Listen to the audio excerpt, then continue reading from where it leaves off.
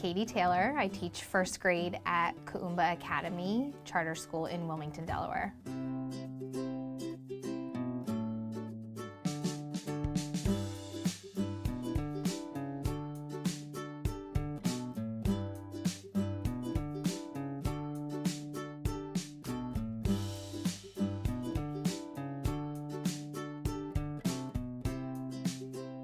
After 5 years of teaching first grade, I've always believed that kids should be in a developmentally safe place, a developmentally appropriate place, and labs is just that. It lets them learn through play. It lets them follow a routine, which is what primary learners need. Right now, we're exploring different types of birds and how their body parts help them survive. Why is this beak so important for crushing a seed? Giving them that hands-on experience really helps to just deepen their understanding. It's so much better than just reading it in a book, writing about it, and moving on. Now they get to do it and feel it and know it. Macaw. A macaw, that's right.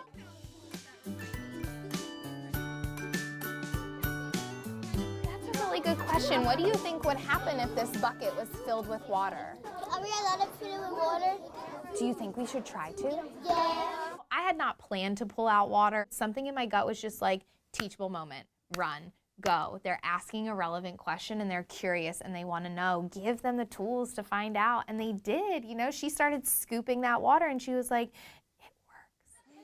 That's where you kind of learn as a teacher what your practice is really about. And in that moment, that's what that practice was really about, giving them the tools they needed to discover that piece of learning. I think the other part of labs is trust. I trust them with materials and they trust me, like Jayana trusted me today. If I'm gonna ask her to do something, she's gonna let me learn this. Using the different stages of labs is so important. So when we launch, they're exposed to one lab at a time as a whole class, and we go over what the goal is, what the materials are, why we're doing this work.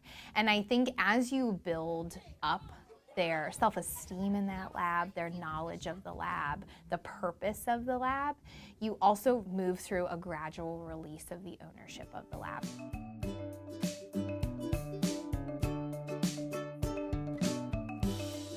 The teacher's guide has been really great. So the first thing I did was I just sat and I read it. I needed to understand how labs were supposed to move, the materials that I would need, and then ultimately, like, what is the goal of each individual lab and what is the progression.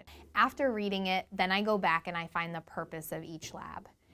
Then I go back again and I figure out which pieces are inherently already living within me, right? Like singing to my kids is something that brings joy.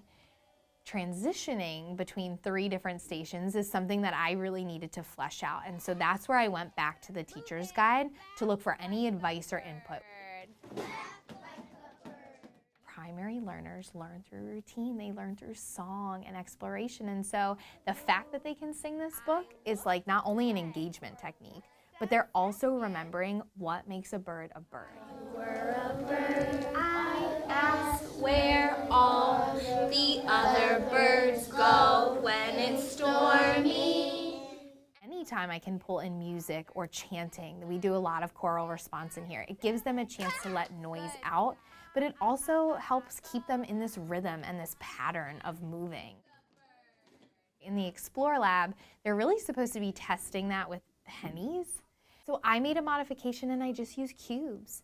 For other materials, I've relied on the other staff members in the building. I've gotten a lot of free lab materials from using Donors Choose. So I just think being creative is the best way to kind of navigate all the materials. So earlier today I had to pull them back and kind of reground them in what are we doing and why are we doing this. I have a shout out. Zayamir and Kaysan made the most beautiful sculptures of their expert birds. They really paid attention to their research. They knew the goal of their lab. Bringing them back to this level of there is a purpose, what am I doing, can really help bring up those high expectations.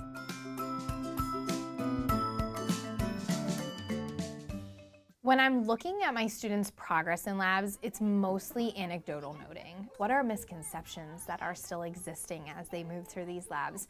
what are character traits that are really strong today?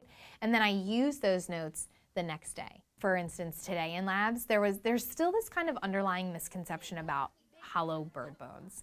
And they were super excited because they could fill the paper towel tube. What are you testing with your bones? You're testing how strong it is. How strong it is. How strong it is by putting cubes in there and feeling which side is hard.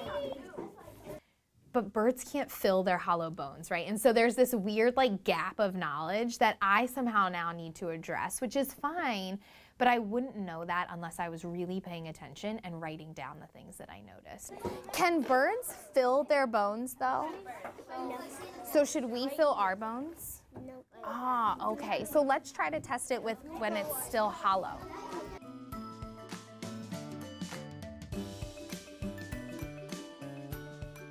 Labs matter to my kids because it gives them a chance to kind of figure out who they are. I kind of like breathe easy and I just think, you know, learning is messy. Dirt is messy, like labs are messy, but you need this mess. And so the shift in my practice has really been from like, what does Miss Taylor want to, what do my kids deserve? I think my practice needed that. You know, you hit the 5-year and you're like, I'm tired. I'm really tired. But now I'm just kind of like, I'm so excited. Like, what are my kids gonna do today? What are we gonna build? What are we gonna make? What are we gonna learn and wonder? So labs has really helped me bring passion back and joy into the room.